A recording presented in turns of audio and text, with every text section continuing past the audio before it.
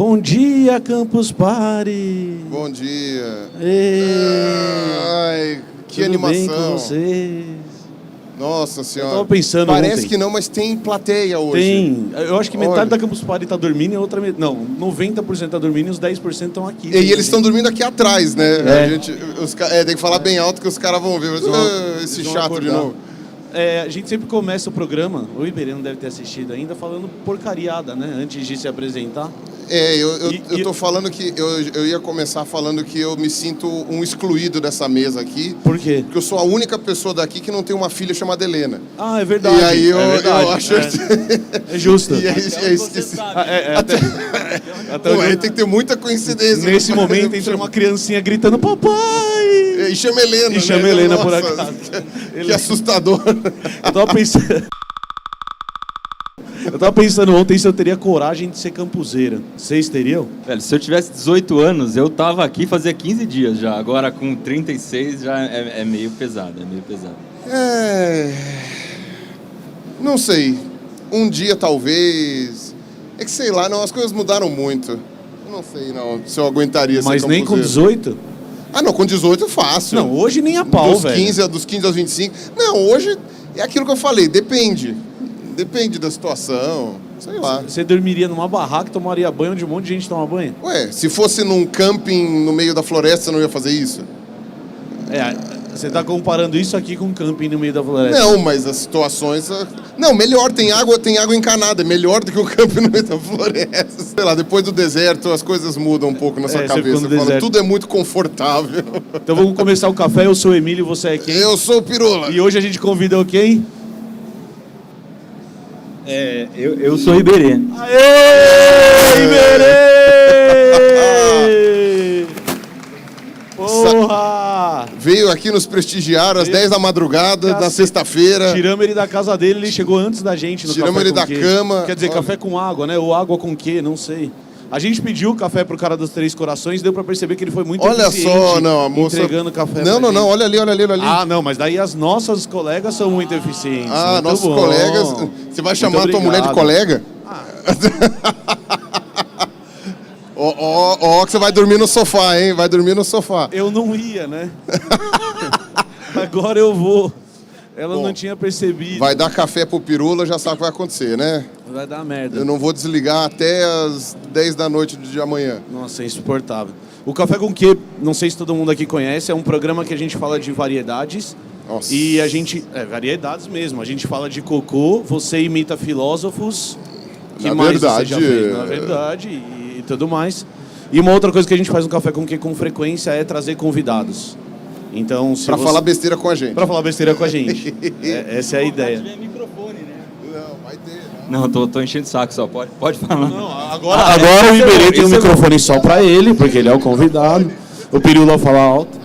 E o meu microfone ficou mais alto E agora. se deixar o microfone com o Pirula é arriscado também, né? É. Porque você sabe que a gente sai daqui 10 da noite e aí ele ainda tá na primeira fala. Não, e você não tem noção dos brutos que eu edito dele, que é ele e o Carlos Ruas Nossa, falando. Cara, cara, é aí insuportável. ferrou.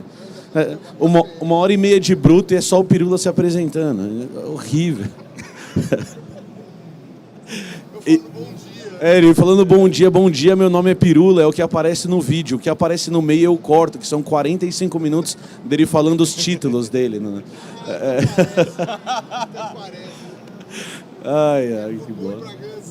Borbolha, só de nome ali no meio tem uns 35. Começando o programa propriamente dito, a gente tem uma série que a gente divulga, que a gente entrevista divulgadores científicos que a gente adora. Então, Obrigado. A gente te chamou e eu conversei com você justamente por isso. E pessoas que falam de ciência na internet de uma maneira que a gente acha que é interessante. E aí a pergunta que a gente sempre traz para todo mundo, ela é simples. Então, quando a gente falou com o Jovem Nerd, a gente falou isso por causa do Nerdologia. Quando nós falamos com o Leon, nós fizemos a mesma pergunta e eu te falei que eu ia te fazer essa pergunta hoje, que é: por que cargas d'água falar de ciência no YouTube? Por uma razão muito simples. A gente tem um canal de ciência. E a gente sabe que se a gente tivesse gameplay, por exemplo, seria mais lucrativo. E eu não precisaria, não estou diminuindo o canal de gameplay, eu consumo, mas eu não precisaria escrever um roteiro que eu demoro 2 semanas para escrever fazendo roteiro. E pegar consultoria, e perguntar se tá certo. Isso, e aí eu sou biólogo, eu me meto para falar de física, eu tenho que escrever para 3 físicos diferentes para ele me ajudar para falar se o meu roteiro tá certo. Acho que você vive isso bastante. Quase todo dia. Quase todos os dias. Por que você resolveu falar de ciência na internet e por que você acha isso importante? Não, mas acho que, cara, vale a pena por 2 coisas. Primeiro porque eu gosto, né? Acho que todo mundo primeiro tem que gostar. Lógico que tem muito canal no YouTube que faz porque dá audiência e não porque gosta. Isso é bem claro ali em vários aspectos. Mas, pra mim, eu sempre tentei achar alguma coisa que eu gostasse de fazer. O YouTube foi uns 4 anos, pra mim, um hobby. Eu não ganhava nada. Então, nessa época, quando eu comecei a fazer o canal no YouTube, não tinha monetização. Não existia nem conceito de canal. Era aquela estrelinha que você dava nos vídeos e... É verdade, eram 5 estrelinhas, né? Não tinha a menor perspectiva de ganhar dinheiro e nem de dar muita audiência. Então, porque eu gostava mesmo de ensinar coisas, basicamente. E ciência foi um caminho que foi sendo tomado ao longo do processo. Você fazia a coluna do G1, né, de ciência? Fazia. Eu trabalhei no G1 em ciência 1 ano e meio, mais ou menos uns 2 anos. Ali eu aprendi bastante coisa, porque tinha que ler... antes de ter o canal, tinha que ler paper todo dia e tal, dar notícia de ciência. Mas uma vez por semana eu tinha que comentar a notícia de ciência na CBN, que era um puta responsa, né? E aí os comentários foram te deixando com câncer, você saiu do Cara, G1. na minha época não tinha comentário aberto no G1. Nossa, que época boa, meu Deus! Você escolhia a notícia que abria para comentários e quando abria tinha um baita de uma chamada. Esta notícia está aberta para comentários. Nossa, gente. Vocês lembram dessa época quando a gente era feliz, não? Vocês lembram que não Cara, tinha mas comentário, na época eu achava que tinha que abrir tudo para comentário e tal. Hoje em dia eu tenho uma visão bem ingenuidade diferente. tão boa! Mas naquela época a internet era mais legal, cara. As pessoas comentavam, os comentários eram melhores. Hoje em dia viram uma trecheira total. Cara, assim, você quer dizer que os comentários, inclusive do Manual do Mundo, são o lodo da internet que a gente encontra no nosso canal? Não são o lodo da internet. Não, porque, por exemplo, as coisas que chegam no Blablalogia, eu não vou falar peru. Às vezes chegam umas coisas bem pesadas pra gente e nada a ver. O manual recebe menos comentários desse jeito, eu imagino. Recebe porque eu fujo de alguns assuntos. Mas voltando para responder a primeira pergunta, depois eu vou para essa. Primeira coisa era gostar e a segunda coisa é encontrar um propósito no que eu faço. Todo lugar que eu trabalhei, eu acho que você tem que ter meio que uma missão de melhorar o mundo, assim. E o Manual do Mundo, acho que tem bastante disso. E eu penso que a minha missão é fazer as pessoas se interessarem por aprender coisas. Seja ciências ou não. Eu ensino pegadinha no Manual do Mundo, que eu acho que tem que ensinar a bagunçar um pouco também. Tá? Eu penso no Manual do Mundo como se fosse um vô ensinando uma coisa para o neto, sabe? Ou um pai ensinando para o filho. Então, é um conjunto de valores que você passa ali, não é só ciência.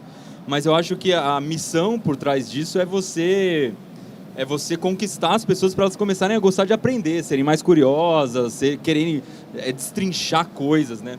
E um cuidado que eu tomo é não tocar em pontos polêmicos, porque eu acho que não compensa.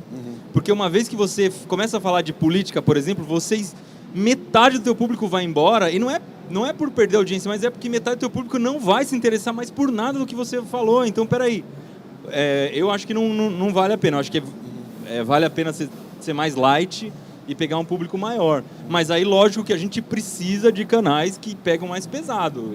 Isso, acho que são estratégias diferentes. Então Não, por quê? Mano? A gente só tá conversando, cara. Eu acho que... Mas acho que é importante falar de política, é importante descer a lenha e tal, mas eu adoto uma estratégia diferente. Achei bonito você falar que é como se fosse um avô ensinando pro neto, porque foi mais ou menos isso que o meu avô fez comigo, né? Para terror da minha mãe, né? Ela falou mas assim, isso que é legal, o vô ensina coisa que o pai não tem coragem de ensinar, cara. E o Manual do Mundo vai um pouco por esse caminho também. E o meu avô também ensinava coisas que não eram só de área de curiosidade, mas ele ensinava várias partes assim, mas ele tocava nos pontos polêmicos também. Meu avô não tinha essas coisas, meu avô. Mas aí, cara, a quantidade de comentários que surge é menor. É lógico que de vez em quando vem uns terraplanistas malucos lá também e tal. O que tem de gente que acredita em energia infinita e o caramba tá crescendo. Isso eu fico bem preocupado, cara. Então, era isso que eu ia falar. Não existia no começo, agora existe. Não existe mais como não tocar em temas polêmicos. Isso é impossível. Às vezes você vai lá dar uma aula de física, a pessoa olha e fala: esquerdista, já entendi tudo. ou qualquer outra coisa do tipo. Não, entendeu? tem. Mas, por exemplo, quando eu falo um assunto que eu gosto muito é astronáutica, de viagem espacial e tal. E sempre vai vir os malucos que falam que o homem não chegou na Lua. Sempre vai ter uma galera lá. Mas eu nunca toco no assunto, você que não acredita que o homem chegou na Lua, ou, essa polêmica. Não tem polêmica nenhuma, é fato, ponto, e vamos, bola pra frente. Tipo, não fico... Não fica alimentando. Não fico alimentando. De vez em quando dá vontade de fazer um vídeo. Senta aqui comigo e vamos aprender como é que foi essa história. Eu acho que ainda vou fazer esse vídeo umas 2 horas. Assim, eu acho que é vai bom ser um vídeo igual do Castanhari. Não, eu acho que é bom não ficar alimentando. Mas, assim, eu acho que o ideal é quais são os principais argumentos das pessoas. Pelo menos a maneira como eu penso. Fazer um vídeo, responde os principais argumentos. E depois, tipo, vida que segue. E as pessoas ficam profundamente ofendidas com isso. Porque às vezes eu chego e falo assim, isso aqui são os principais problemas, sei lá, na área que me toca é criacionismo. Então, esse aqui são os principais problemas que me tocam. Por que o criacionismo não é científico? Por que ele não está certo?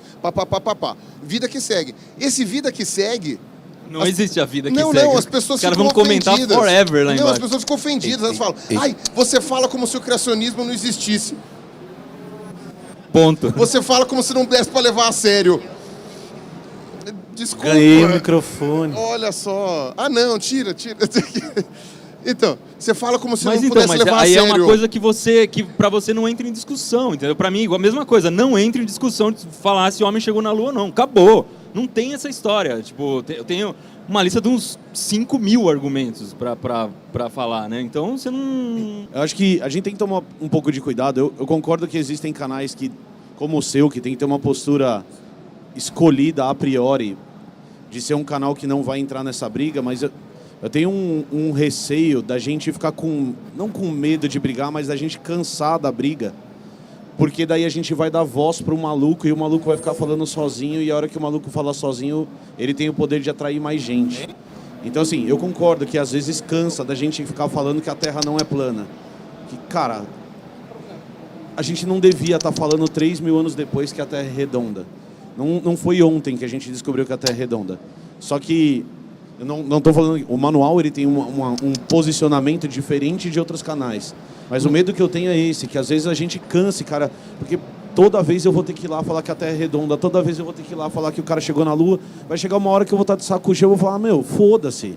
Você quer acreditar que a Terra é plana, você acredita que a Terra é plana, mas é uma postura que a gente, como divulgadores, tem que tomar cuidado, porque a hora que a gente abre mão da discussão, e tem muita gente fazendo isso, nós estamos cansando. A gente está dando voz para outro cara, e o cara está falando assim, viu? Ele não fala mais. Ele está sendo convencido de que a Terra é plana. Não, eu só cansei de achar que você é um idiota e que não adianta eu falar mais nada, que você não está escutando o que eu estou falando. Você não quer escutar aquilo que eu estou falando. Mas aí o que eu acho, o que eu tento evitar é o backfire lá, né? Que você fala uma coisa que vai contra o que a pessoa acredita, ela já não passa a não acreditar em você nunca mais. Então ela nunca mais vai acreditar numa palavra que você falou. Então se eu falar, galera, vocês estão loucos, a Terra é esférica e ponto, né? Aí vai ter um monte de cara o menino de 6 anos que acredita que a Terra é plana, ele fica com raiva de você, ele chega na escola, ele começa a falar mal de você, e quando ele tem 10 anos e ele saca, eu tava errado, aí ele não quer voltar atrás mais, entendeu? Porque aí fica aquele negócio, ele vai fincar a posição ali só por uma questão de orgulho. Aí o que eu faço? Qual que é minha estratégia? Hoje, por exemplo, eu estou gravando os vídeos eu tem um vlog do Manual do Mundo, tem um canalzinho bem menor ali, que eu estou gravando um vídeo por dia falando alguma coisa que eu aprendi. E hoje, por exemplo, eu gravei um vídeo antes de vir para cá, mostrando no Google Maps aqueles testes de bomba atômica de Nevada. Você vai lá no Google Maps e vê o chão todo furado e tal, cheio de crateras, é bem bacana. Isso aí pode parecer besta, mas o cara, ele entrou no Google Maps e ele começou a navegar no Google Maps, entender o Google Maps, a cabeça dele já está sendo desconfigurada para a Terra plana, entendeu? Ele já está começando a entender o planeta, de como é que ele funciona e tal. E eu acho que isso é alimento para o cara não... Ele vai criando argumentos sólidos de que a Terra não é plana, né? Quando o cara chegar para ele e falar do domo, que satélite não existe, que o caramba... Ele já vai falar, não, peraí, cara, eu sei 500 coisas que vão contra isso que você está falando, que não tem nada a ver, de cientistas, de argumentos... Então... Eu acho que o meu papel no Manual do Mundo é munir pela base ali, sabe? Munir de informações básicas, importantes, para que lá na frente o cara saiba tomar a decisão certa. E não tô no fronte de batalha, mas acho que alguém tem que estar, sabe? Eu não me dou bem com isso, cara. Eu não durmo direito se eu brigar com alguém na internet. Eu brigo de vez em quando e fico puto, me dá azia então eu evito, cara.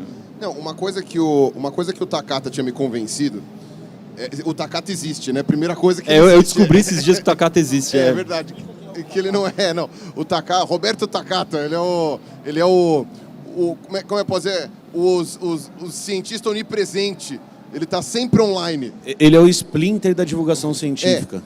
E ele está sempre online, é uma coisa extraordinária. Tanto é que várias pessoas cogitaram que o Takata fosse, na verdade, um grupo de 20 pessoas usando o mesmo login. Que responde tudo que você perguntar. Responde qualquer coisa qualquer coisa momento. Que eu pergunto no Twitter, a melhor resposta é do Takata, sempre vem com um paper junto. Isso, e a 4 da manhã, gente, vocês sabem isso aqui?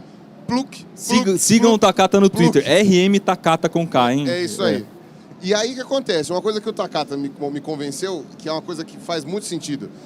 É mais importante você ensinar as pessoas o método para descobrir se uma coisa é verdadeira ou não, do que você chegar lá e falar o que é verdadeiro ou não. Tudo bem, se você falar o que é verdadeiro ou não, as pessoas vão chegar e falar assim, que legal, a ciência fala isso, que da hora. Mas isso não deixa de ser um argumento de autoridade. A ciência falou, então quem sou eu para questionar? Quando você ensina a pessoa como que ela faz, que é um trabalho difícil, esse é o trabalho mais complicado, você ensinar a pessoa a procurar informação confiável, a testar as próprias hipóteses, a questionar essas coisas. Foi inclusive um pouco que as meninas falaram ontem na mesa de educação, né? É difícil você lidar com a parte educativa, porque isso aí é didática, né? A gente está falando de didática, são escolhas didáticas que a gente faz para o nosso canal, que envolvem como que você vai fazer uma abordagem para que a pessoa entenda a construção do pensamento. Depois que eu tive esse papo com o Takata, eu comecei a mudar a maneira de fazer meus vídeos. Eu falei assim, não, ao invés de só falar o que a gente sabe, é importante falar como as pessoas descobriram aquilo. Né? Exatamente. Como que elas chegaram naquele ponto. Se você falar como as pessoas descobriram, começa a ser de outro jeito. Porque sempre começa de um jeito simples a descoberta. Sim, ontem o Salvador Nogueira estava lançando o livro dele e ele falou como que o Einstein teve a sacada da teoria da relatividade. É muito mais legal do que explicar só a teoria da relatividade. E explicar o método também é importante. A gente já discutiu isso N vezes. E aí acho que o manual ele é importante. Eu vejo o manual muito importante por isso, porque a minha filha assistiu o manual compulsivamente. Acho que talvez na faixa de idade que é o seu público, que é um público... Minha filha assistiu o manual dos 8 aos 13, 14 anos. Ela assistiu todos os vídeos em looping infinitamente. E o que eu mais gosto do manual são duas coisas. A primeira é você mostrar como faz, e a segunda é você mostrar que dá errado às vezes. Que você fez, tentou, não deu certo, mostra os que deu errado, porque isso é um ponto importantíssimo da ciência. Né? Então, esse foi um ponto que... Uma vez alguém foi me entrevistar, isso faz uns 3 anos, alguém foi me entrevistar, um jornalista lá, e ele tinha entrevistado uma pedagoga antes de me entrevistar, e ela falou mal do Manual do Mundo. E ela falou que ela achava errado a gente não mostrar os erros, porque estava dando a impressão de que sempre dava certo. E aí, Micael, eu falei, ela tá certa, eu preciso mostrar os erros, porque muita gente escreve, aquela experiência que você ensinou não deu certo. Por quê? Eu falo, tem 500 passos ali para seguir, você tem que me falar exatamente o que você fez para eu achar o ponto. Mas aí a gente resolveu mostrar erros sempre. Quando dá algum erro ali que é digno de gravar, a gente grava. Dá erros toda hora, aí fica muito chato também, né? Mas a gente mostra bem, eu acho que isso tem melhorado pra caramba, as pessoas sentem. E isso é importante, as pessoas entenderem. Entender o método é importante, porque a hora que a pessoa entende que a ciência ela é falível, ela entende a falibilidade da ciência, os principais negadores de ciência, eles perdem o argumento.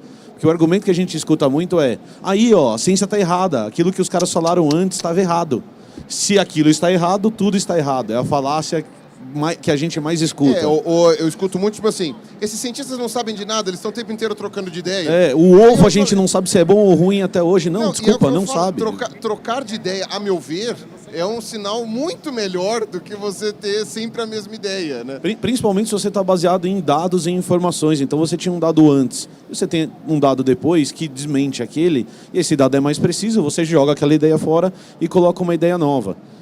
Essa é a grande mágica da ciência. E se a gente não conseguir mostrar isso, a gente ficar tentando, e aí concordando contigo, ficar falando para os caras, é assim porque a ciência está certa, a gente está fazendo a mesma coisa que os caras estão fazendo do outro lado. Não, a Terra é plana porque eu estou falando que é plana. Não, ela é redonda porque eu estou falando que é redonda. São dois malucos conversando sobre nada. E aí acho que os canais de divulgação, eu acho que tem que ter canal combativo. Você disse isso. O Por que problema você é tem quando que o canal apontar pra combativo mim? é o peru. Não, Você- eu vou te dar um exemplo de algo que aconteceu. Isso. Na briga com o Felício, você chegou a comentar isso, que se você é o único cara que briga, você fica cansado de brigar sozinho.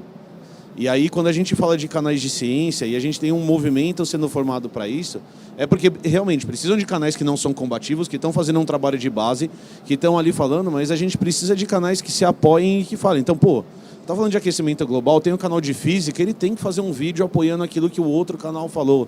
Tem o canal de química, tem que fazer. Tem o canal de biologia, tem que ir pro outro lado para ajudar a crescer. Foi bom você ter falado nisso, que eu acho que isso daí, ao vivo, eu nunca falei. Que foi uma coisa... Eu concordo que eu perco a paciência um pouco e o meu excesso de sinceridade, às vezes, O Átila fala que eu tenho um problema crônico de sinceridade, né? Então, é isso que ferra a minha vida, né? Mas, sei lá, eu ainda vejo como uma virtude, mas é uma virtude atrapalhada, né? Confesso que eu peco muitas vezes em algumas coisas que eu falo no meu canal. E principalmente, eu peco porque as pessoas acabam confundindo certas coisas que eu estou falando com a minha opinião, quando eu tento, na verdade, separar uma coisa da outra. Mas quando chega em pontos especificamente científicos, como, por exemplo, o aquecimento global, eu senti, em parte, o resultado dos meus erros. Eu acabo tomando as dores de certos tipos de argumentação que eu acho muito tosca, né? Porque o que eu ataco são argumentações. O Felício, no caso, foi uma coisa muito particular, porque a argumentação dele envolvia um argumento de perseguição. Então, atacando o argumento de perseguição, tecnicamente eu estou falando dele. E a questão é como... Isso foi uma maneira que eu fiz no meu canal o tempo todo, acabou ficando uma coisa meio que tipo eu contra o Felício. Como se tivesse uma pessoa brigando com o Felício e não que ele fosse um maluco que está desmentindo toda uma academia científica. Tipo, na internet ficou parecendo que o maluco era eu. E aí o que aconteceu nesse sentido, que eu acho que você tinha falado aquilo que a gente tinha conversado na Unicamp, mas lá na Unicamp aquilo lá não foi gravado, não foi coisa. Então eu acho que a gente tem que dar um contexto. A minha sensação foi essa, tipo, que eu entrei tava todo o exército ali atrás das árvores e falou, a gente vai invadir ali, vamos invadir ali. Aí eu falei, vamos lá, carga! E eu saí correndo assim, na hora que eu tava lá na frente, eu olhei pra trás e falei, epa, acho que eu queimei a largada. Ninguém veio, aí tipo, eu virei um mar de flechas, assim, virei o Wickerman ali, tipo, todo mundo tacando flecha em mim. E aí o que eu fiquei chateado naquela época foi isso, porque eu falei assim, pô, parece que sou eu um maluco gritando sozinho, caramba. Fala aí, pô. É a academia científica inteira que concorda comigo. Vocês não vão falar nada, vocês vão ficar quietos aí, enquanto eu tô aqui tomando pedrada desses malucos. Mas aí, Pirula, eu também acho importante, cara, a gente fazer crescer os canais que são menores hoje que vão concordar com você, sabe? Porque... eu não vou assumir essa postura, sei lá, que é grande pra caramba. Mas tem uma série de colegas que vão e que a gente precisa mandar eles pra cima, sim, sabe? Precisa fazer essa galera virar um exército de fato. Porque... Não, sim. Iberê, espero que você não esteja me entendendo errado. Acho que os canais, eles realmente têm que ter seus papéis dentro do YouTube. E o seu mas papel o que é muito bem determinado. A gente também faz parte do meu papel ajudar vocês a crescerem, sabe? Mas eu acho que tem que ter esse sentimento... unido. E também acho que tem que deixar um pouco a emoção de lado, assim, nessa hora, cara, porque começa a dar raiva, né? Você começa a ficar com vontade de pendurar o cara, queimar o cara na fogueira, e é isso que não pode acontecer, né? Porque é o que ele sente em relação a você. Então, por exemplo, no Manual do Mundo tem muita gente religiosa que assiste. E a última coisa que eu quero é que eles parem de assistir, cara, porque é muito importante. Claro. Então, sempre que eu vou falar eu não falo de religião, sempre que eu vou falar, eu falo com muito respeito, porque eu não quero entrar nessa seara, sabe? Eu não quero que eles vão embora achando que é um problema. Mas hoje, eu acho que a situação está piorando muito. Não tem nada a ver com 10 anos atrás, quando a gente começou o Manual do Mundo, porque hoje parece que a posição científica é a posição política. Então, você fala que a Terra é esférica, você é de esquerda. Tipo, você tá louco, né, cara? E aí os caras, essa coisa de dividir o mundo entre direita e esquerda, a ciência ficou pra esquerda. Sim. Tipo, e não tem nenhum sentido, né? Tudo... Eu dou um exemplo desse negócio de direita e esquerda. Uma vez eu fiz um vídeo no Blablalogia falando sobre crise hídrica e não tinha água na minha casa. Então, assim, não era que eu tava achando que tinha crise hídrica. Todo dia, 6 horas da tarde, acabava a água na rua da minha casa, porque foi no auge da crise em 2016, e aí eu falo isso no vídeo. Então, eu falo assim, então, a crise hídrica ela é causada por tal e tal coisa. Uma prova da crise hídrica é que eu moro no estado de São Paulo, que nunca teve problema com água, em Campinas, e na minha casa, todo dia, 6 horas da tarde, não tem mais água na rua. E aí eu também dou o exemplo de que a classe média, que me inclui, para resolver esse problema, ela coloca caixas de água maiores nas casas para encher mais de água, mostrando que a culpa também é nossa. Então eu dou esse exemplo, né? E acho que todo mundo acompanhou a crise hídrica no estado de São Paulo, simplesmente a gente ficou com 1 ano praticamente sem chover. E o resultado que eu tive foi comunista. E a resposta que eu dava para as pessoas é: não tem água na minha casa, eu não sou comunista, eu vou morrer de sede. Então não é uma questão de posicionamento político. E é justamente isso que você falou. E realmente, as pessoas elas distorcem aquilo que a gente fala às vezes, por mais que a gente tente não se posicionar. Eu não estava me posicionando, falando mal do governo PSDB, PMDB, PT ou qualquer coisa que seja, porque a crise hídrica não é dos últimos 4 anos, ela é o resultado de um processo gigantesco de destruição de floresta e tudo mais, que não vem ao caso aqui, mas as pessoas elas interpretam aquilo. E essa é a grande dificuldade que a gente tem. E por isso que às vezes dá vontade de fazer gameplay. Talvez em gameplay não tenha política. Não sei. Se alguém aqui que faz gameplay e joga com um personagem vermelho e te chamam de comunista, puta, aí fudeu. A gente devia parar de fazer vídeo. Tal. Mas isso é que eu acho que é a parte mais perigosa. Porque o que aconteceu foi o seguinte: o que cresceu foi um tipo de discurso de amontoar grupinhos. Esse discurso de amontoar grupinhos convenceu as pessoas. Você tem um discurso por trás falando por que o cientista é de esquerda, porque ele faz isso. Então, assim, tipo, fazer verificação de fatos. Verificação de fatos é uma coisa que, tipo, X. Ao mesmo tempo que se você for conversar com aquele pessoal bem de humanas, a gente é tudo reacionário. Tipo, então, quer dizer, é uma coisa muito... Assim, você não sabe para que lado você vai correr. Quando que as pessoas... A minha vontade de chegar e falar assim, gente, é só olhar os fatos, acabou, entendeu? A gente não está aqui averiguando se não, porque não sei o quê. Eu falo assim, quando você faz um posicionamento sobre, sei lá, sobre destruição da floresta amazônica, isso é um posicionamento político. Quando você faz uma coisa sobre crise da biodiversidade, isso é um posicionamento político. Quando você vai falar sobre testes em animais, isso é um posicionamento político, mas... Deixa eu falar, não necessariamente é político. Político é o que nós podemos fazer com relação a isso, quem que vai tomar a decisão. Mas você relatar o problema, isso daqui é parte da ciência. A ciência tem que fazer isso, tem que relatar os problemas que estão acontecendo. Outro cuidado que a gente tem que tomar também, que a gente está há um tempão falando aqui com o Iberê, e esquecemos um pouco até, ele está participando, mas esquecemos de falar do canal dele, é que o Blablalogia tem 99% de aprovação também. A gente está dando voz para 1% de maluco, às vezes. Talvez porque o maluco grite mais do que os outros. Então a gente tem que tomar cuidado também, porque eu concordo que piorou. Eu acho que hoje em dia a gente tem mais resistência para levar algumas ideias para o público. Mas, a gente tem 99% de aprovação. De 100 mil pessoas que assistiram o vídeo, 99 mil pessoas gostaram do vídeo e 1.000 pessoas estão achando errado. E a gente está dando voz para aquele maluco que fez aquele comentário. No Manual do Mundo é 98,5. É um pouquinho menos, já tem uns maluquinhos a mais ali, viu? Mas eu concordo com você em relação à audiência, mas é porque daí você já está pregando para convertido, tem essa né? também, né? Tem verdade. isso. Porque se você for ver o movimento global, ele não está indo nessa direção, não. É só olhar o que está acontecendo nos Estados Unidos lá, assim, a malucaiada está solta. Então, me preocupa bastante esse tipo de coisa. Você tem toda a razão. A gente está pregando para pessoas que gostam daquilo que a gente tá falando. Né? Mas, Iberê, vou te fazer uma pergunta. Você não acha que...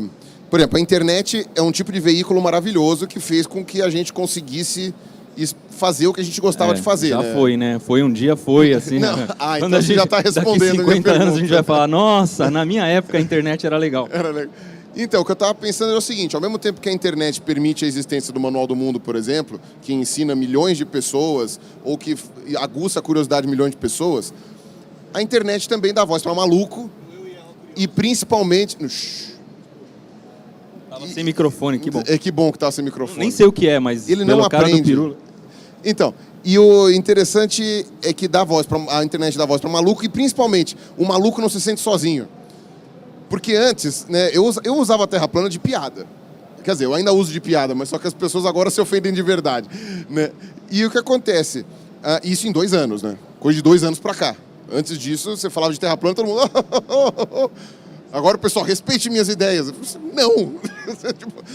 Mas, e aí o interessante é isso. Há uns 2, 4 anos atrás, um maluco chegava, falava isso na escola dele, no bairro dele, no boteco. O pessoal falava, ih, lá o doidinho, olha lá o doidinho. Hoje na internet não, hoje na internet o cara vai lá e fala, olha, tem gente que pensa como eu, olha que interessante, eu vou convencer mais pessoas. De repente o cara tem um grupo e o cara tá lá com aquele monte de biruta lá em volta dele, sabe? Então a internet... grande parte por causa dos algoritmos que ficam muito obrigado, Iberê. segregando as pessoas em bolhas aí, né? Então... você vai lá no Facebook, que eu acho que é o principal agente disso, você só vai encontrar pessoas que concordam com você. Eu não tenho Facebook faz 3 anos. Parabéns. Porque não rola, não dá, não tenho estômago. Uhum. Apesar de trabalhar com o Facebook do Manual do Mundo e tal, mas... Não tá. Gosto de trabalhar divulgando informação no Facebook, mas eu não consigo ter um perfil pessoal lá, não rola. Mas eu acho que... Eu sou jornalista. No jornalismo está acontecendo a mesma crise, cara. As pessoas deixaram de acreditar no jornalismo oficial, para acreditar em um monte de site meio maluquinho que coloca notícia falsa de propósito. Então, eu acho que faz parte do jornalismo errar. Você sabe que existe uma série de táticas para distorcer a informação, mas a tática do jornalismo para distorcer a informação é muito mais sofisticada do que colocar notícia falsa. Se você quer distorcer um assunto, você deixa de falar dele, você entrevista só um lado, você pega os personagens que você acha que vão construir a história do jeito que você quer, mas não coloca fato que não existe. Uhum. Em relação a isso que o Pirula falou, a gente já teve essa discussão 1,5 milhão de vezes, com 1,5 milhão de pessoas diferentes. Eu acho que assim, eu sei que você não fez isso, tá? A gente tende a colocar a culpa na internet pelo surgimento de maluco. E o maluco... Não, eu sei que você não falou isso. Deixa eu terminar de falar. Posso? Calma. A única coisa que a internet faz é juntar os malucos. Então os malucos sempre existiram. Só que antes você era o maluco da sua cidade que acreditava na Terra plana. Agora que você tem Facebook, você acha o maluco da outra cidade. E aí esse maluco ecoa aquilo que você está falando. E aí isso vai ganhar um efeito maior. Cara, eu vou discordar de você. Assim, eu sempre fui um cara muito otimista, mas eu estou deixando de ser. Porque é o seguinte, no momento em que essas pessoas começam a se organizar... Mais um. E elas começam a pregar isso, e começam a criar instituições, e começam a ganhar eleições nos principais países do mundo, isso começa a ficar meio perigoso, essa brincadeira, entendeu? Começa a ganhar dinheiro com isso, começa a ter guerra por causa disso, entendeu? Não é brincadeira. Cara, eu sei que não é brincadeira, mas talvez eu seja otimista, porque ao mesmo tempo em que essas pessoas estão ganhando voz, a internet permitiu que outras pessoas ganhassem voz também. E antes você tinha meios de comunicação que escolhiam quem tinha voz. A pergunta que eu sempre faço para o Pirula e que eu vou fazer para você é: o mundo que permite que todo mundo tenha voz, inclusive os malucos, ele não é um mundo melhor do que o mundo em que as pessoas não eram escutadas? Eu acho que ele vai ser depois que a gente guerrear pra cacete, depois que um matar o outro, dá merda pra caralho. Você sabe que isso vai pra internet, né? Eu sei. Aí, cara, a gente vai ter um mundo melhor, mas as pessoas precisam aprender a lidar com isso, cara. Não é assim. Por enquanto ninguém sabe lidar, todo mundo tá uma bagunça. É só ver o que aconteceu na Líbia. Tipo, é isso que dá, entendeu? Aí, vamos derrubar o cara do poder, vai lá, tira o cara do poder, o país vira uma bosta. Eu tô bege. Não, mas você tá certo, tô concordando com você e tudo. Continua falando, tá lindo. Continua falando. Desde que não seja você falando, né, Pirula? Fala aí, Pirê. Vários argumentos, o que sobressai é o palavrão que eu falei no meio. Não, você tem razão. Não, mas é o que vai ter nos comentários aí do vídeo que eu sei. Mas eu corto o palavrão. Mas... Coloca o sapinho na boca, coloca o sapinho. Cara, o que eu acho no momento atual, o mundo tá pior por causa disso. Mas eu acho que ele já foi melhor, tá passando por uma fase trash. Porque se você for ver na história, a gente vai pendulando, né? Tem hora que você vai favorecendo uma coisa, aí você vai criando situações que favorecem a instalação de doença. Tipo o nosso corpo quando fica com a imunidade baixa, sabe? Você deixa a doença crescer ali, você pode morrer, sabe? O que pode acontecer hoje. Tipo, se o Trump lá resolve apertar o botão que ele diz que tem... Cara, porque a internet permite que 2 presidentes de países nucleares troquem ofensas pelo Twitter. Cara, Isso é maravilhoso. Mas exatamente isso. A voz de todo mundo inclui isso, cara. O Trump falando... Inclui você botar o @Trump lá e encarar o cara, entendeu? E ele vai responder. Ele vai se dignar a responder, né? Inclui o Trump e o coreano lá mostrando minha piroca é maior que a sua, né? E, olha só. Mas mesmo assim, cara, eu acho que... Desculpa, meu pipi é maior que o seu.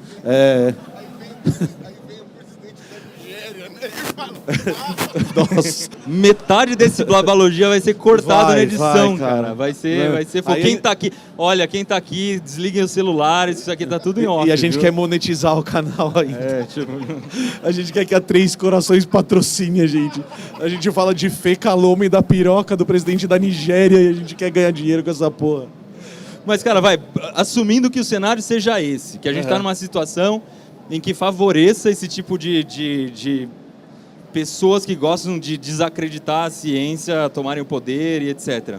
Eu acho que está no nosso papel aí fazer o contrapeso, sabe? Aí começou a guerra, a gente tá do outro lado. Eu concordo plenamente com você. Eu tô no Blabalogia, garanto para vocês de novo que não é para ganhar dinheiro, e não pode ser. Aí voltando lá para sua fala lá no começo. Se alguém aqui quer fazer canal no YouTube para ganhar dinheiro, vocês estão começando pela razão errada.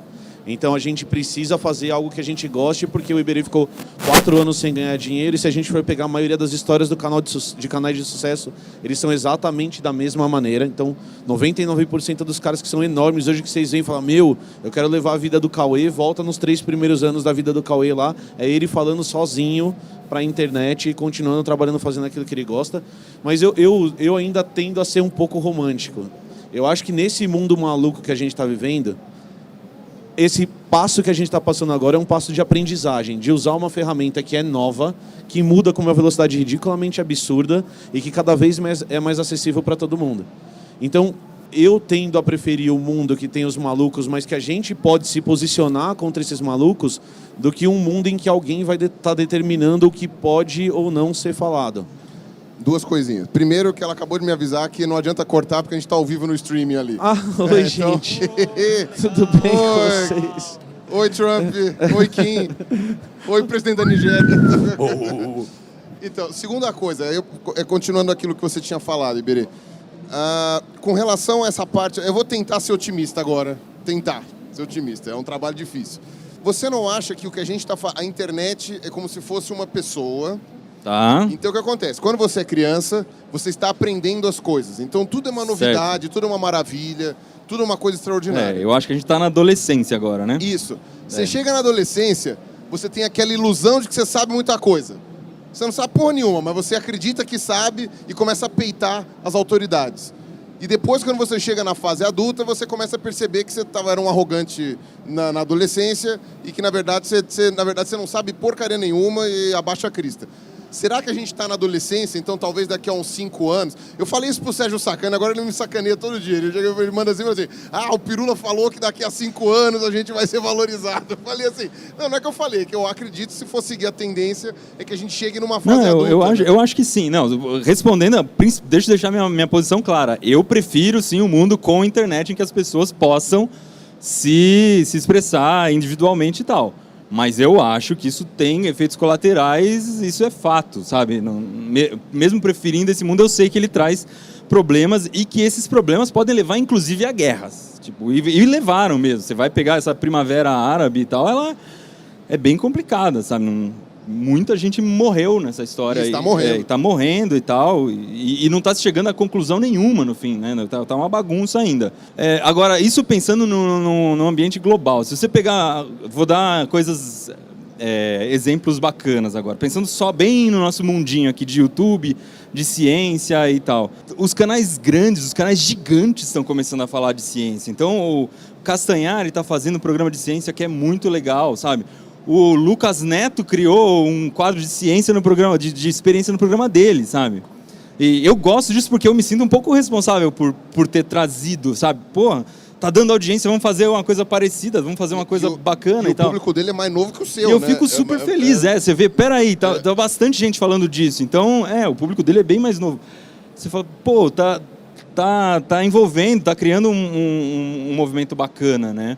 Então, ao mesmo tempo que você tem todo esse problema, você tem revoluções na educação, você tem coisas, iniciativas que jamais teriam espaço dentro do mundo que só existia jornal, televisão e rádio. Né? Eu mesmo já estaria fora dessa jogada aí. E o otimismo? Não, Estamos na adolescência da internet? Acho que sim. Não, eu acho que eu ainda vou morrer vendo isso ser resolvido. Mas até lá acho que vai explodir umas bombinhas no meio aí, cara. Não, eu também acho, mas é porque hoje estou cada vez mais convicto de que, sei lá, eu não chego a 2020, mas é só por isso. Não é... Mas eu acho a internet tão disruptiva. Olha que essa palavra eu acho uma merda. Gente, obrigado por vocês terem vindo. Chegamos nos ela chega tão a quebrar a ordem das coisas que até a nossa noção de país ela deixa de existir, sabe? Você começa a se identificar com grupos, não com países. Então, daqui 100 anos eu acho que vai ter mudado tanto por causa disso, né? Quando você viver só na cadeirinha lá com óculos de realidade virtual, né? Assistindo filme pornográfico na cadeira o dia inteiro, aí a sua nação vai ser outra, entendeu? Hoje é um dia de revelações, minha gente. Não, mas... A galera acha que eu sou um boneco que fica lá sim. falando na televisão, né? Acho que sim, as pessoas têm uma noção... Não, voltando ao meu ponto, lógico que eu sabia que você... Acho que a internet é o mundo... Ela é uma ferramenta muito interessante, mas o que eu tendo sempre a repetir a gente tende a colocar a culpa na ferramenta, apesar do mundo continuar sendo o mesmo mundo que ele sempre foi. O que acontece agora é que essa ferramenta ela pode ser usada para um lado ou para o outro, manipulada por um lado ou para o outro. O exemplo que você deu é um exemplo ótimo. A Primavera Árabe ela deu a impressão de ter sido um movimento genuíno, surgido através do povo usando a internet. Acho que até foi. Ela foi no começo, mas as consequências depois foram malucas. E aí as pessoas começam a manipular esse tipo de ferramenta, como aconteceu na eleição americana, por exemplo, para determinados interesses. E aí eu vou virar o meu ponto, e aí eu já conversei isso com o Pirula no Blablalogia, que a gente está entrando no mesmo processo no Brasil ano que vem, e a gente vai passar pelos mesmos processos que eles passaram, inclusive porque marqueteiros americanos estão sendo contratados para vir para o Brasil. Já me deu frio na barriga. Para fazerem a mesma coisa. Então a gente teria que se posicionar, ou deveria se posicionar, ou alguém deveria se posicionar para fazer isso. E aí eu não quero... chorar eu quero muito. Em posição fetal no chuveiro. Mas depois sair de lá e acho que a gente vai ter que em algum momento se posicionar em relação a isso. Do mesmo jeito que a gente se posiciona em relação à Terra plana ou qualquer coisa. Mas você está falando de se posicionar em relação ao que? É um marketing de fake news que vai rolar em 2018? Eu acho que sim, cara. Eu acho que total. Vai rolar vai, total. E eu acho que é obrigação, por exemplo, da gente abordar isso de um ponto de vista científico, explicar mas acho que o mais importante é fazer o que o Pirula falou, de ensinar métodos de identificação de notícias falsas. Mas você vê que não é uma tarefa fácil. O Gilmar agora está sofrendo muito lá no E-Farsas, porque toda época de eleição o site dele bomba, né? Porque é mentira para tudo quanto é lado, né? Todos os lados inventam mentira e ele vai lá e coloca. Cara, aí ele começa a ser odiado por 100% das pessoas, porque ele sempre vai falar mal de alguém que a pessoa gosta. Então, eu acho que é um buraco até mais embaixo. Agora eu voltei a ser pessimista, eu acho que não vai... Não, e eu acho que no caso do Gilmar tem aquele negócio de fincar o pé que eu falei no começo. Você pega a notícia falsa, manda por WhatsApp pro grupo da família. Aí, no dia seguinte, você descobre que a notícia era falsa. Aí você fica com vergonha, isso te fere o teu orgulho, entendeu? Você fala, eu fui um idiota. Aí você fica com raiva do Gilmar, em vez de assumir a sua idiotice, entendeu? E acho que é isso que vai acontecer, é assim que funciona. Ninguém corrige. Não, mas assim, isso eu estudei na faculdade. Correção de notícia sempre dá menos audiência do que a notícia em si. Então não adianta. Uma vez que você publicou notícia errada, notícia falsa, ela vai ser mais forte do que a verdadeira e vai muito tempo para corrigir. O pessoal reclama dos meus vídeos resposta, mas eu não lembro quem foi o pensador que falou que é muito mais fácil enganar uma pessoa... Não, dá 10 vezes mais trabalho provar que a pessoa foi enganada do que enganar uma pessoa. Né? Então, é por isso que eu demoro 50 minutos a mais para provar que uma determinada notícia é errada ou um determinado conceito científico que a pessoa está falando não é científico, do que para falar uma besteira em 7 minutos, ligando a câmera e falando com certeza. Né? É só falar com certeza. Né? É muito mais fácil gravar o vídeo do Ratinho tomando banho em 8 minutos e publicar um vídeo de 6 minutos sem estudar nada, como a gente fez. A gente estava falando disso ontem, inclusive. E aí, concordando contigo, a gente pega... domingo a gente estava trabalhando em casa, o Pirula, cara, você viu o vídeo do Ratinho? Não vi. Vimos o vídeo do Ratinho, sentamos no sofá, gravamos um vídeo em 8 minutos, editamos em 20, soltamos no site, saímos no BuzzFeed, 100 mil visualizações, Facebook bombando, tal. E eu pensando, porra, esse roteiro que eu fiquei 3 semanas aqui escrevendo vai ter 15 mil visualizações no máximo, porque é muito mais fácil você falar de coisas que são rápidas de falar e que as pessoas vão publicar aí. Que vão assimilar mais fácil. Mas, cara, entrando nesse assunto agora, que eu acho muito legal, porque para mim, como comunicador, assim, eu acho interessante, que tem muito chororô que assunto sério não dá audiência. Uhum. E, tá na hora de encarar isso como um fato e não como sabe, e não como uma coisa que pode ser mudada, nem nada. Vai ser sempre assim, a gente mesmo é assim. Você vai conversar sobre fofoca 3 horas e vai falar 15 minutos sobre ciência, sei lá, sobre o quê. O ser humano é assim, então tem que eu no Manual do Mundo tenho que trabalhar com isso, sabe? Então, quando eu vejo... O pessoal critica muito o Lucas Neto, né? Eu acho que ele virou um alvo, assim, do que é inútil, do não sei o quê. Eu discordo, cara. Eu também. Quando eu era criança, eu sonhava... quando eu tinha uns 8 anos, eu sonhava, eu pensava, eu ficava viajando. Eu adorava queijo. E queijo provolone, pra mim, era assim, o ápice. Vamos ver se você tem... Amantes do provolone. Vamos ver se você tem o mesmo sonho. Vamos ver se tem os mesmos sonhos que eu tinha. Eu sonhava que eu chegava numa lua feita de provolone com um facão desse tamanho, assim. Aí eu começava a cortar nacos de provolone, cara.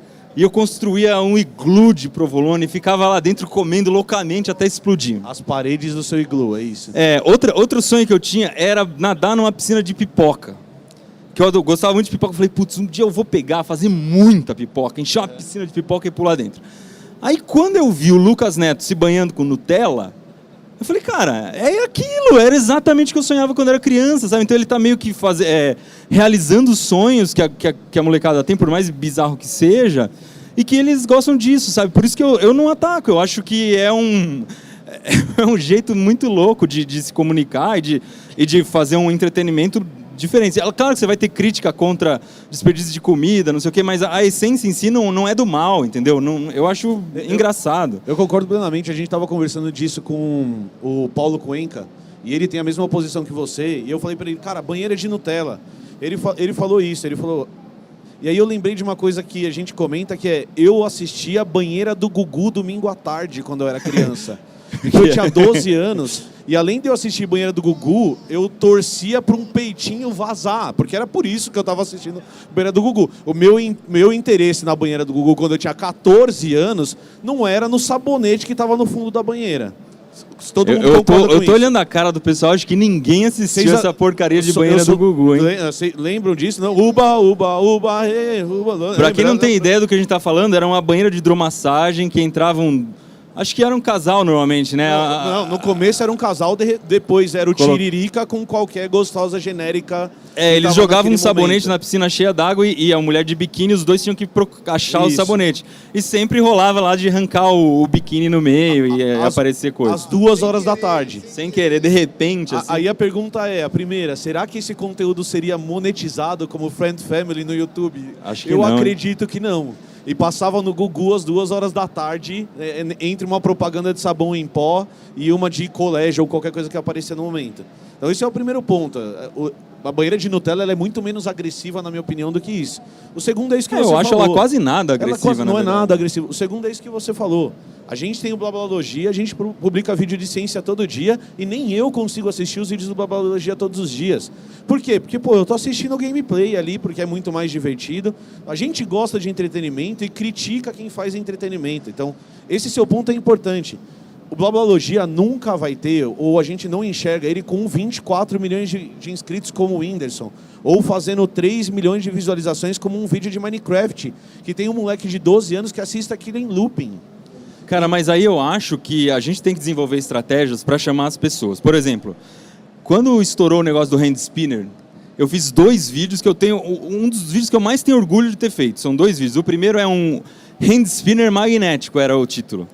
Eu peguei um hand spinner e falei, será que a gente consegue fazer esse negócio se movimentar com ímãs? Coloquei uns ímãs em volta dele e eu tentava chegar com o ímã, montar aquele esquema de energia infinita para ele rodar. Eu falei, putz, não dá certo. Vamos então tentar colocar um eletroímã aqui, que ele liga e desliga. Então, quando ele liga, ele expulsa o ímã, aí o ímã passa, quando o ímã voltar, a gente expulsa de novo. E fui montando esse esquema até que chegou uma hora, o negócio rodou a 300 RPM lá. A pessoa assistiu o vídeo inteiro achando que estava assistindo um vídeo de hand spinner. E no final, eu tinha ensinado como funciona o motor. E só no final do vídeo eu falo, você acabou de ver o que é um motor elétrico. Ele funciona assim, é isso que tem dentro do seu celular, que tem em todos os lugares.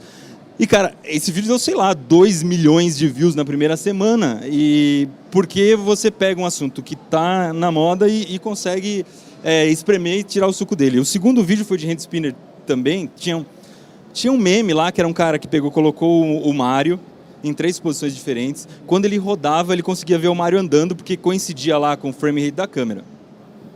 Aí eu falei, vou fazer isso também. Aí eu imprimi vários desenhos, e às vezes com vários personagens diferentes e tal, que eles iam se mexendo. Só que aí eu descobri, enquanto estava escrevendo o roteiro para o vídeo, que existia um negócio que chamava fenacistoscópio, que é um disco cheio de desenhos, igualzinho o hand spinner, só que com mais desenhos, artisticamente feitos, que tem uns furinhos. Você roda na frente do espelho e ele vai criando uma animação. Isso é de 1830, cara. E aí o que eu fiz? Eu fui lá na biblioteca do Congresso Americano, imprimi uns meia dúzia de fenacistoscópio, rodei na furadeira e coloquei, fiz animar um desenho animado de 1830, sabe? Com base no hand spinner. Esse vídeo também tem, sei lá, 2, 3 milhões de inscritos. Eu acho que esse caminho precisa ser encontrado, cara. Quando a gente encontrar esse caminho de como falar ciência de um jeito que misture com o que as pessoas gostam, com o que as pessoas estão a fim de ver, a gente consegue, dentro desse caos mundial, aí, ganhar algumas batalhas. Não, então, a gente tem que interromper para perguntas. Só o meu último ponto. Eu concordo com você. Só que eu acho que a gente também tem que parar e eu sei que todos aqui achamos, de julgar as pessoas por assistirem coisas que não são científicas ou que estão crescendo. Você está aprendendo alguma coisa no processo ou qualquer coisa, porque nós que fazemos vídeos de ciência não somos assim. Então, de vez em quando eu preciso lavar o meu cérebro, eu ligo o Bob Esponja, assisto meia hora, meu cérebro reseta e eu começo de novo. E aí, a hora que eu pego alguém fazendo isso, eu falo, nossa, mano, olha aquele cara lá, perdendo tempo no YouTube. Mas a gente perde tempo no YouTube. Perde entre aspas. Então, o cuidado que a gente tem que tomar... Eu falei do vídeo do Ratinho antes, mas o vídeo do Ratinho é um vídeo legal, ele ensina, tá ótimo, eu não tenho problema com o vídeo do Ratinho. A gente surfou o algoritmo, o nosso canal foi bem, a gente ganhou inscrito, excelente. Se a gente conseguir fazer mais vídeos do Ratinho, é melhor. Só que a gente também não tem que julgar o outro lado, eu acho que isso nós três concordamos. Então, assim, o Iberê assiste pornografia, pelo que ele falou, a gente tem que concordar com isso. Ou melhor, a gente assiste besteira no YouTube também. A gente só não pode julgar as pessoas por assistirem aquilo que elas gostam de assistir e achar... Calma, tá tudo bem. É pra gente abrir para perguntas, é isso. Não, então, eu ia falar que eu tenho Deixa eu me defender aqui, eu falei que no futuro, com a realidade virtual, as pessoas vão entrar vão ficar dias trancados em casa assistindo coisas com roupas sensoriais ali, tendo as experiências mais malucas do mundo. Isso é óbvio que vai acontecer e vai ser a primeira coisa que vai dar grana na realidade virtual. É só um exercício de futurologia, não é? Não tenho nada a ver com isso. A taxa de nascimentos no Japão vai cair a zero. Já tá caindo, já tá caindo com aquelas bonecas que os caras criaram lá, que parece um defunto, que o cara fica lá com ela. Já tá caindo. Não, então, falta 5 minutos, a gente vai abrir para umas perguntinhas, só para falar que, assim, eu tenho alguns vídeos que eu gravo e nunca vão ao ar, né? E, sei lá, quando eu morrer, eu vou deixar eles todos upados, e aí quando eu morrer, eu coloco um agendado, sei lá. E um deles era um que eu defendi o Lucas Neto. Mas é que aí eu falei umas coisas lá que eu falei assim, não, vai dar muita merda, eu não vou colocar. Mas justamente por causa desse ponto. Eu falei assim, o cara virou, o pessoal fazendo um shitstorm gigantesco por causa do conteúdo dele, sendo que, nossa, as pessoas viraram PhDs agora, que só assistem, só ouvem música clássica, erudita, não sei o que, não sei o que ele virou. Tem muita dor de cotovelo envolvida ali. Acho que tem. Mas, bom, vamos abrir para a pergunta, então. Vamos ouvir as perguntas. Oi, pessoal, meu nome é Gabriel. Vocês falaram muito sobre online, né? Falaram como você pode atrair um público online. Eu lembro de uma história que o Emílio contou, que no espaço dele, uma vez, uma menina não queria aprender matemática, não estava bem. E ela aprendeu marcenaria. E ela aprendia matemática através de marcenaria, porque interessava para ela, só que os pais não gostaram. Eu, por exemplo, eu ia para o colégio técnico e não aprendia muita coisa. Eu passava 8 horas no colégio e era fácil para mim, eu não me sentia desafiado. Depois eu descobri um espaço no segundo andar que era um laboratório independente. Eu comecei a trabalhar em projetos reais, comecei a desenvolver material, por exemplo, flash para câmera, através de acrílico que acham no lixo, softbox, por exemplo, e a gente era em grupo, todo mundo desenvolvia por vontade própria aquilo e sentia realmente fazendo algo bom, porque a gente ia gravar aulas de Libras com aquilo.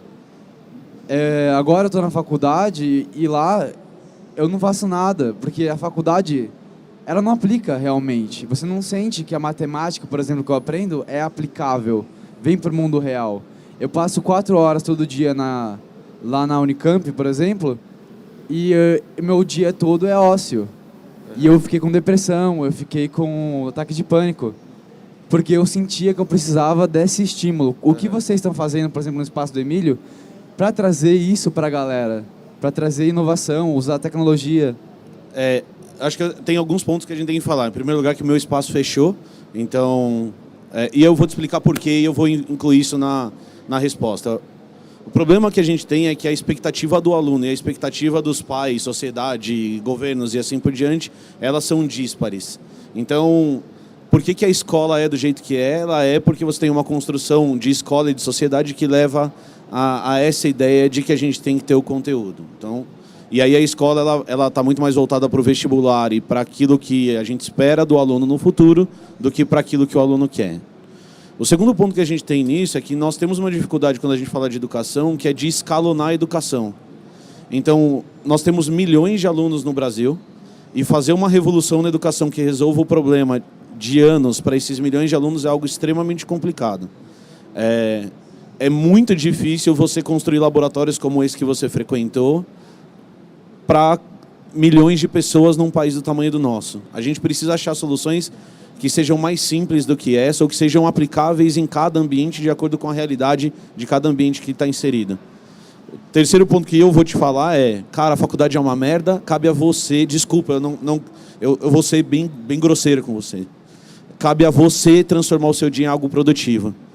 Eu estudei na Unicamp, os professores da Unicamp estão preocupados com pesquisa, você está vivendo isso, ele não está preocupado com dar aula com aluno de graduação.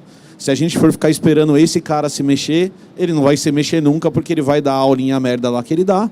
Tem professores bons, eu tive professores excelentes na Unicamp, mas a maioria dos professores eles não estão ligando para os alunos. Cabe a gente resolver esse problema, é um problema que a gente tem, então nós temos que correr atrás.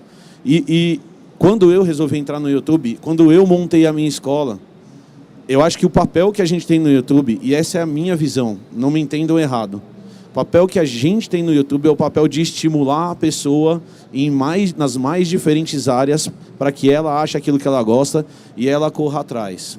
Eu não vejo, por exemplo, o canal do YouTube do Iberê como a solução para a educação. Acho que ele é um começo para a criança olhar aquilo e falar, cara, física é foda para um caralho. Eu preciso aprender mais sobre ímã para entender o que o Iberê está fazendo. E no Blabologia a gente faz a mesma coisa. Por isso que se chegar lá no Blabologia tem 20 referências embaixo. Porque eu vou falar para você, cara, eu resumi isso aqui em 2 minutos. Se você quiser saber mais, os artigos estão aqui embaixo. Então, o papel que eu vejo no Blabologia, e que não estou falando pelo Iberê, ele vai falar agora, é a gente estimular as pessoas e mostrar que aquilo que a gente é apaixonado... Porque eu não faço canal do YouTube porque eu quero agradar vocês. Eu faço canal do YouTube para me agradar. Eu faço canal do YouTube com coisas que eu gosto. O canal do YouTube é a minha cara. Eu tô falando das minhas coisas.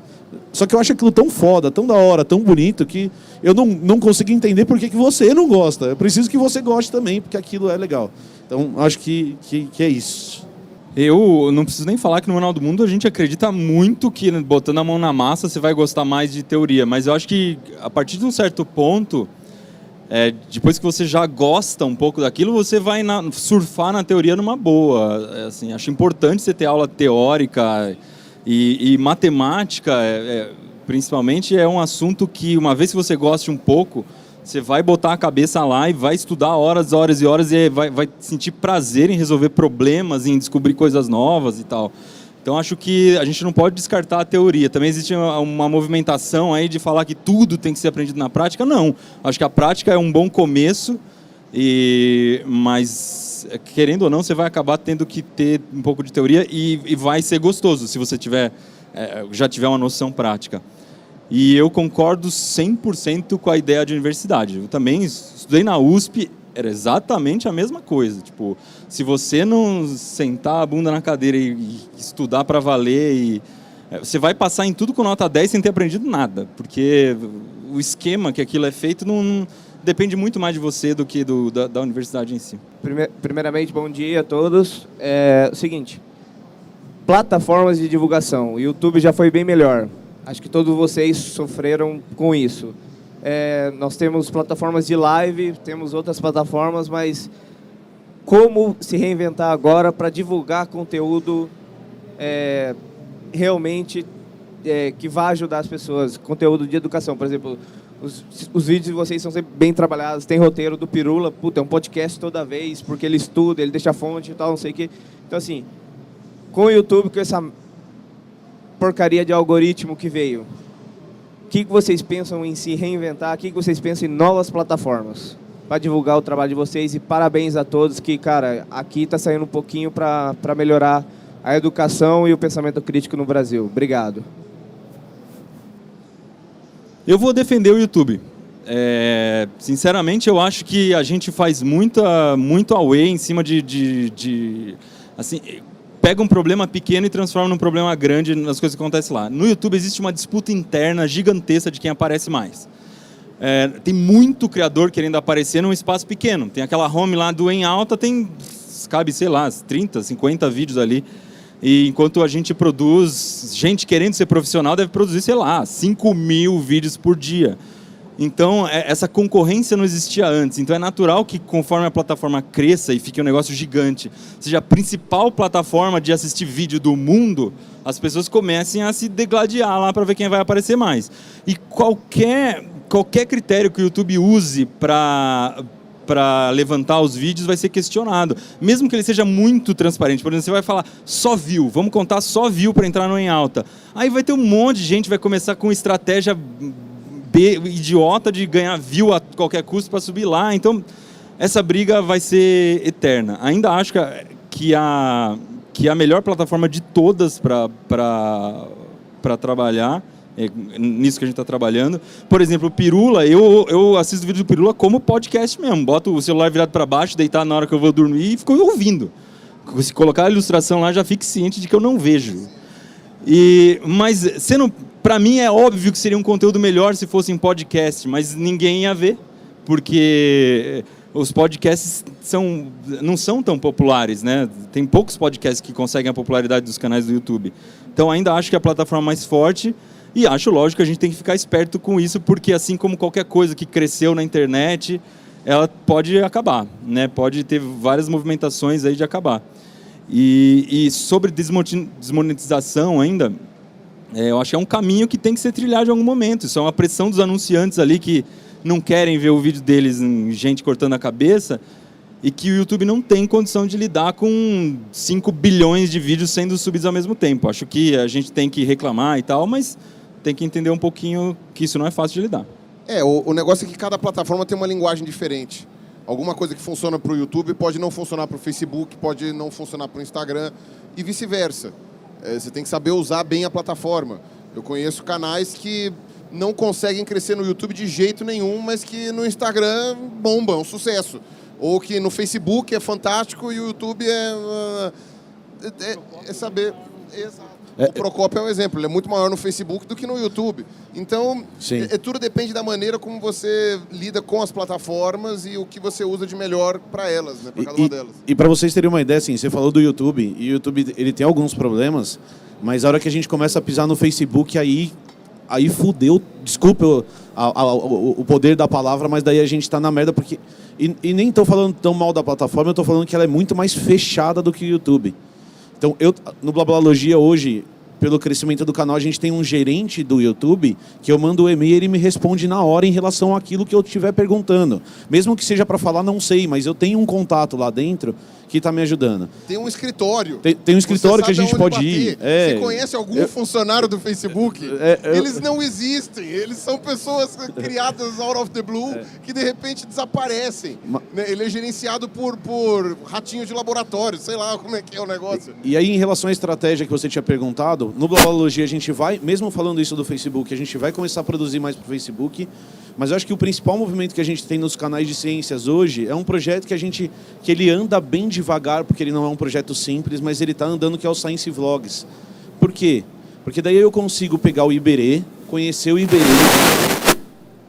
Perdão. Você não quer que eu fale? Você fala para eu ficar quieto. Conhecer o Iberê, mostrar o meu canal para ele, ele vê que o meu canal é legal, e aí, como ele disse lá no começo da apresentação, ele usar a força que ele tem no canal dele para pegar esse mar de conteúdo que está lá, dos 5 mil vídeos publicados a cada minuto no YouTube, e ele chegar e falar, cara, assiste esse vídeo aqui, ó. Então a gente dá uma burlada no algoritmo. Por quê? Porque o Iberê hoje, do tamanho que ele tem, o algoritmo favorece ele. E o conteúdo do cara é foda, não é uma crítica. Mas daí ele me ajuda, ele fala, ó, o Blabologia lá publicou um vídeo sobre um ratinho lá, dá uma olhada porque eu não vou fazer, mas ele fez. E o vídeo do ratinho dele tá certo.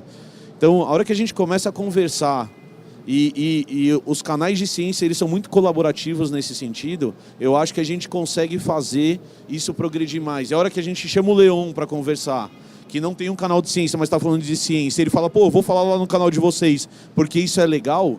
Cara, ele não é legal pra ele. Eu não levei inscritos por coisa de nerd, entendeu? Não foi assim, coisa de nerd ganhou inscrito por causa do Blabologia. Mas a gente ganhou 5 mil inscritos por causa do Leon, que pra gente, cara, 5% de crescimento em um vídeo que eu fiz, entendeu? Então acho que isso é o mais legal e é esse movimento que a gente tá tendo agora. Bom dia. Não, como é que Rodrigo. Rodrigo, isso.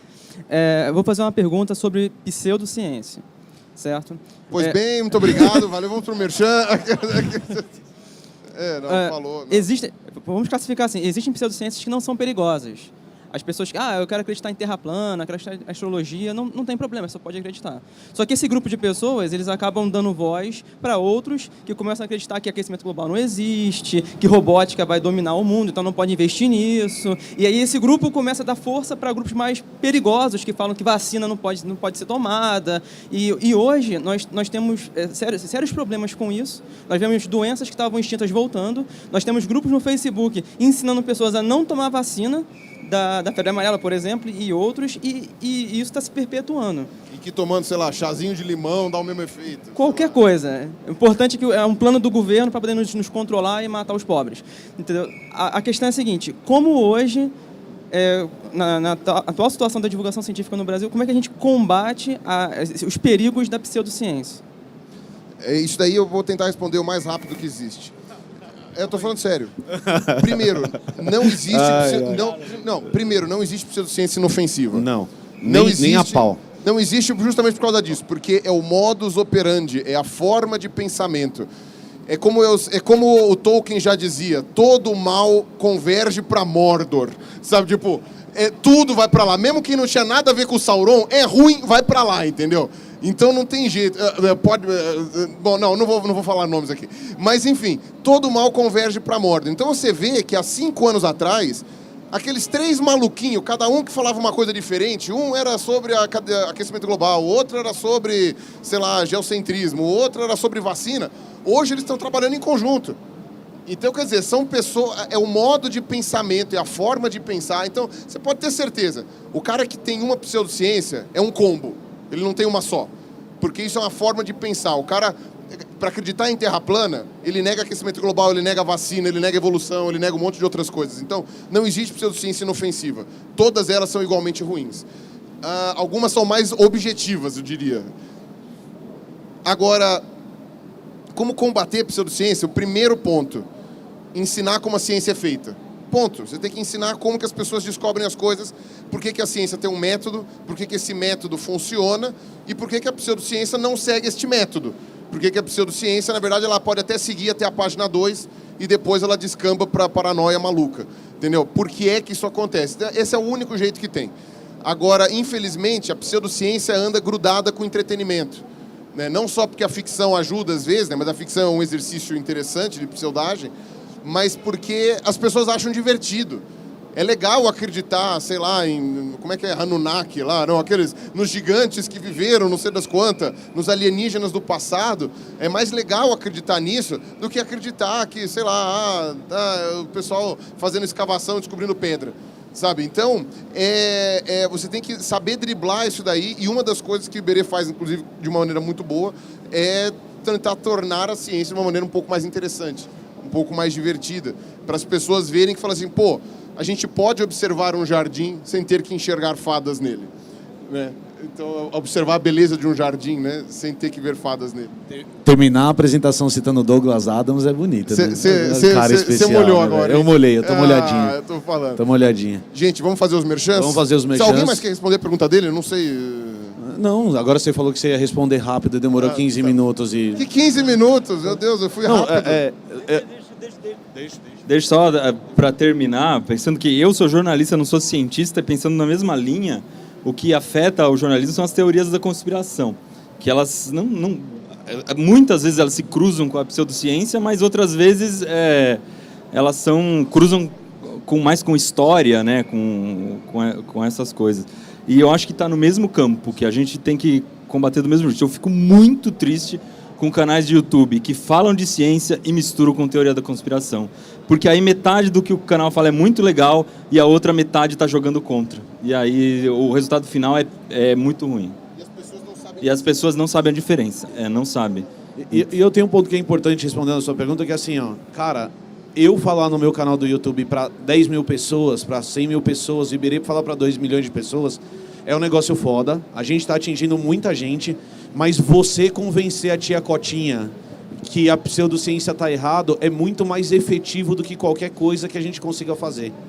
Porque pessoas, eu sempre repito essa frase, pessoas gostam de pessoas. Então é assim, ó, o trabalho não pode ser só nosso. A gente tem que ter consciência disso. Então, cara, se você não acredita em pseudociência, se chega aquele negócio do WhatsApp lá da família, seria talvez a nossa obrigação não ficar quieto em relação a... Você fala assim, puta, eu vou comprar briga com a tia Cotinha, mas não tá só a tia Cotinha naquele grupo, tá a tia Cotinha, tá os sobrinhos, tá o moleque de 12 anos que tá lendo aquela porcaria de vacina, e que se você não chegar lá e colocar o contraponto para esse cara, você tá sendo conivente com aquilo que está sendo falado. E o efeito que você tem na pessoa que te conhece, eu garanto para vocês que é maior que o efeito que a gente tem. Então, assim, beleza, a gente está combatendo a pseudociência, a gente está falando aqui desde o começo de guerra real, o Iberê falou bastante disso, o Pirula faz isso ativamente, mas a gente também não pode fazer isso sem a ajuda de vocês, porque senão a gente de novo vai estar pregando para convertido. Eu não preciso chegar aqui e falar para vocês, gente, a Terra não é plana, por isso, porque vocês sabem, eu espero, pelo amor de Deus, que a Terra não seja plana. Mas a gente tem que chegar para o cara que acredita que a Terra é plana, pegar o cara pela mãozinha e falar, meu filho, vem aqui, senta no colinho do tio. Espere ele fazer mais de 18 anos, senão dá problema, mas senta aqui. E aí você vai pegar e você vai tentar fazer a parte do seu trabalho também. Então a gente está lutando, mas a gente precisa da ajuda. Eu sei que terminar o discurso assim, lutem com a gente, vamos lá, time, todo mundo junto, faz jabá. Então tá. Bom, gente, encerrou aqui, a gente vai fazer o jabá, então. Então, não, calma, você acha que eu não sei fazer encerramento, rapaz? Seus vídeos. Então, primeiro eu queria dizer que o Iberê está de parabéns. Tá, tudo que ele faz é uma inspiração para todo mundo. Nós somos fãs do Iberê, por isso que chamou a gente aqui. A gente chamou ele aqui. Ele foi patrono de quase todos esses canais de ciência que surgiram depois, porque ele está há mais tempo fazendo isso e atingiu um sucesso muito rápido. Então, eu tinha cabelo ainda quando o Iberê chegou no YouTube. E não sem merecimento. E não sem merecimento. Então, bom, a gente tem aqui o nosso primeiro patrocinador, que é a Dopel, camisetas Dopel. Patrocinador do Babalogia lá. Que agora estão trabalhando com a gente também. E uma de presente pro Iberê, né? Que é a camiseta do Blá Blá. Né, esperamos que... jogar pra galera não. Você acha que a gente vai dar camiseta pra eles, Iberê? Não, desculpa, gente. Eu falei em voz alta. E agradecer aqui os 3 cafezinhos que a Três Corações deu pra gente aqui. Esperemos que não pare com 3 cafezinhos. É, né? tem um Esperemos- programa, Três Corações, chama Café com Quê? Olha que da hora. Vocês podiam... Ó, Paga nós, sim. né? Seria da hora, seria legal. Ia ser muito bom. Ia ser muito bom. E são sempre 3 pessoas, então 3 corações, 3 Porra, pessoas. cara, tal. olha só, velho. Ó, A ia gente ser- é muito gênio, mano. A gente é fantástico, A cara. gente é muito foda, Tá velho. vendo? É muito bom, Puta velho. que pariu. São 3 corações. Exato. É, Ah, ninguém que está aqui não tem coração, é isso aí. Putz, tirando você. chega, né? Chega. Gente. Gente, muito obrigado por terem vindo. Espero que amanhã de vocês tenha sido proveitosas. Só vamos pedir pra vocês ficarem aqui que a gente vai tirar a famosa selfie com vocês no fundo pra sair Aê. todo mundo. E aí, valeu pela Valeu. obrigadão. audiência.